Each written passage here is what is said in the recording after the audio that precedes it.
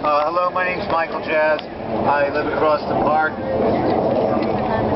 When Steve Krumman bought our building about 7 years ago, when he bought it from a landlord who we had been in court with for about 3 years. And our judge, Judge Lori Lau, was a former landlord. She was a former landlord lawyer.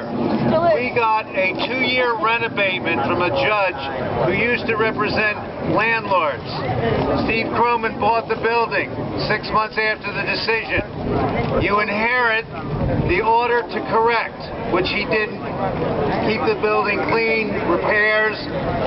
We had problems with certain construction and odors in the building. We went back to court in a strike, and Judge Beverly Spears, wherever you are, she upheld most of the objections of Krumman's lawyers and objected to ours.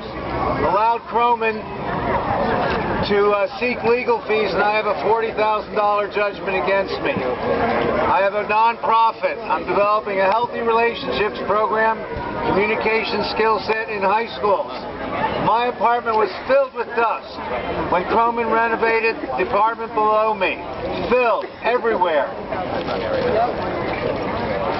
I think this is one of the major problems that tenants face, is that when landlords can go into a vacant apartment and demolish the walls, the dust is going to go throughout the building. There is no government control.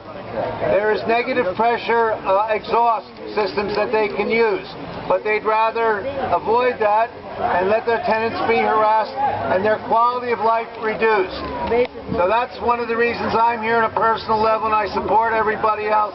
And thank you all for coming out here and standing up. The neighborhood that many of us know and have loved for many years always has been changing from the immigrants in the 1800s till now, but it's becoming a neighborhood where a one-bedroom is what?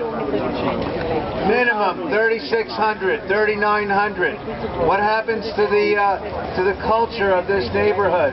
What happens to the restaurants where you can go and have a $4 bowl of soup? It's now $8. So that's what's happening here in the East Village.